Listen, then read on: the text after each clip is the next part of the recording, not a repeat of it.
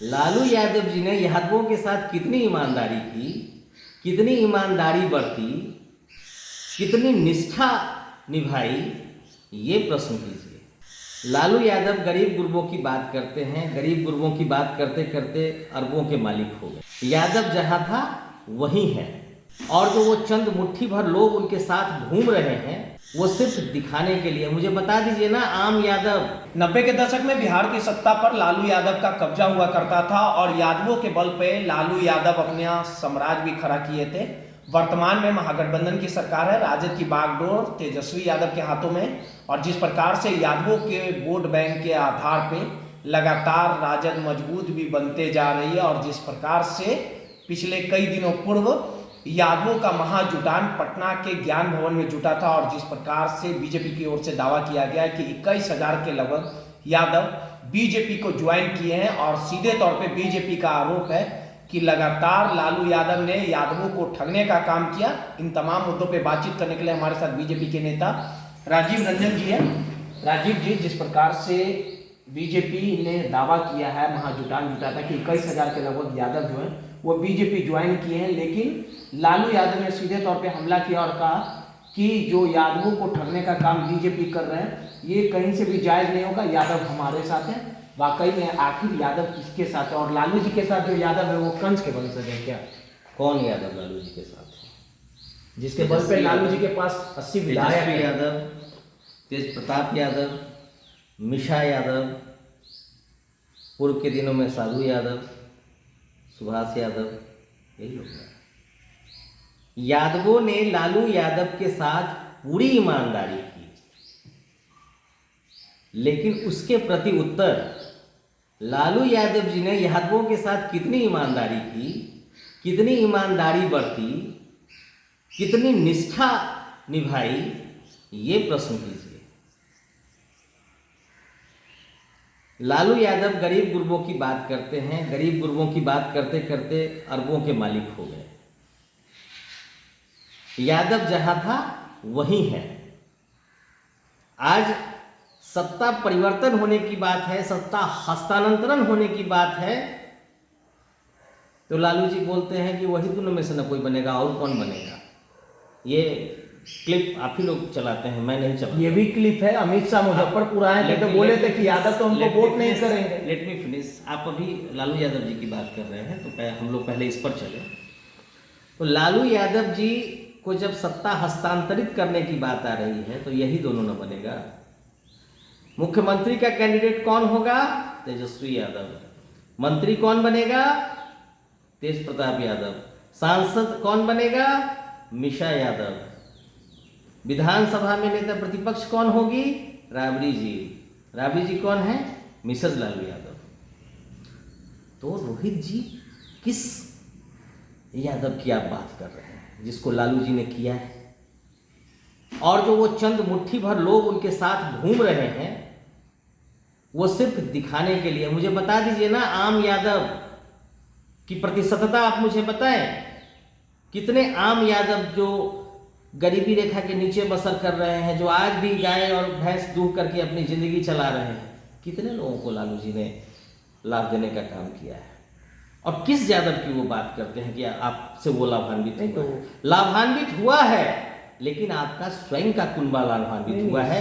लालू यादव ने यादवों के लिए काम नहीं किया है। अब सवाल उठना लाजमी है कि आपके अनुसार, अगर बीजेपी के अनुसार यादवों को लालू यादव ने ठगने का काम किया, अपने बेटे को, परिवार को बढ़ाने का काम किया, तो कुछ दिनों पूर्व जिस प्रकार से अमित शाह बिहार आए थे, मुजफ्फरपुर आए थे, उनके मुंह से ही वक्तव्य निकला था कि यादव तो हमें वोट देंगे नहीं। 2 दिन पहले अमित शाह के मुंह से ये बातें निकलती हैं, और 2 दिनों के बाद आपके जो नेता हैं रामकृपाल यादव, जो सांसद है नित्यानंद राय, यादवों का महाजुटान कर देते हैं। उनको भी लगता है कि अगर हमको बिहार जीतना है 2025 में तो यादवों का होना जरूरी है। एक तरफ गृह मंत्री आपके बोलते हैं कि यादवों का, यादव हमको वोट नहीं। देखिए जो तो यादव को तो दोनों ठग रहे हैं। रोहित जी, जो कॉमन परसेप्शन है, कॉमन परसेप्शन ये है कि यादव लालू जी के साथ है, कुशवाहा उपेंद्र जी के साथ है, कुर्मी वर्ग जो है, अति पिछड़ा वर्ग जो है नीतीश जी के साथ है। ये एक नॉर्मल परसेप्शन है, और गृह मंत्री जी की बातों को तोड़ मरोड़ कर पेश करने की जरूरत नहीं है, उनको चीज़ों को समझने की बात बोले। जो नॉर्मल परसेप्शन है कि यादव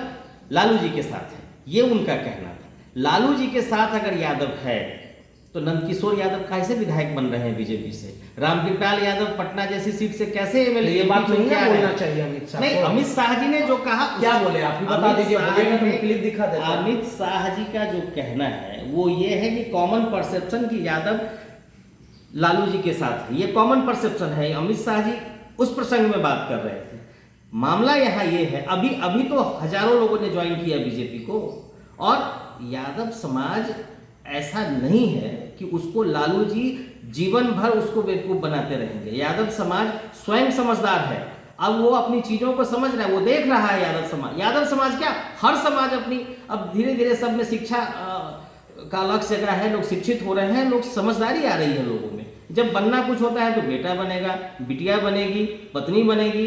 अब बहुरानी की बात चल रही है। अरे किस सामाजिक न्याय की बात आप करते हैं भाई? किस सामाजिक न्याय के पुरोधा हैं आप पारिवारिक न्याय के पुरोधा हैं। आप परिवार को आगे बढ़ाने का काम किया है आपने। और जब भी कोई मौका आता है, जब भी कोई नया सृजन होता है, कुछ बढ़िया होना होता है, तो उसके लिए फिर उनके अगले पुत्र और पुत्रवधू तैयार हैं। लेकिन आप ये बात नहीं मानते जिस प्रकार से अगर राजन में परिवारवाद हावी है आपके अनुसार, तो कहीं ना कहीं मेरे अनुसार बीजेपी में भी तो वही स्थितियां है। आज यादवों को कहीं ना कहीं रिझाने का काम किया जा रहा है बीजेपी की ओर से। अरे भैया यादवों, लालू यादव परिवारवादी है, हमको बताने की जरूरत है। ये मुझे बताने की जरूरत है। और बीजेपी का कितना प्रतिशत नेता परिवारवाद का शिकार है? आप किसकी बात करते हैं? बीजेपी फॉरवर्डों की पार्टी मानी जाती है। नहीं, ये आप भ्रम पाल रहे हैं। नहीं, हम नहीं पाल रहे। बीजेपी का आरोप है। राजद का तो काम है ना, फूट डालना है, लड़ाई करवाना है, जात पात करवाना है, हिंदू मुस्लिम करवाना है, ये सब चीजें उन लोगों का पार्ट है। ये आम परसेप्शन यही है कि भारतीय जनता पार्टी सर्वजन की पार्टी है। सभी जाति के लोग वहां सम्मान पाते हैं, सभी धर्म के लोग वहां सम्मान पाते हैं। ऐसी कोई बात नहीं है भारतीय जनता पार्टी के अंदर कि फलाने को सम्मान नहीं है, चिलाने को सम्मान नहीं। राष्ट्रीय जनता दल के अंदर आप मुझे बता दें, आप कॉमन मिनिमम एक आप एजेंडा चलाइए, आप लोगों के बीच जाइए, लोगों से पूछिए कि कितने प्रतिशत आम यादव लाभान्वित हुए हैं लालू यादव के साथ। अब यादव है ना आपके अनुसार ज्वाइन करने के बाद मैंने तो नाम गिनाया ना। रामकृपाल यादव जी कैसे जीत रहे हैं? बिना यादवों के वोट के जीत रहे हैं? कैसे नहीं वोट मिलता है? नंदकिशोर यादव जी लंबे समय से पटना जैसे क्षेत्र से जीतते आ रहे हैं, जहां कैस्टों की संख्या सबसे अधिक है, बावजूद नंदकिशोर यादव जी जीतते आ रहे हैं। क्यों जीतते आ रहे हैं? ऐसा नहीं है रोहित जी कि यादवों का मत हम लोगों के साथ, भाजपा के साथ नहीं है। भाजपा का एक कॉमन परसेप्शन है कि फलाना जात फलाने जात के साथ, फलानी पार्टी के साथ है।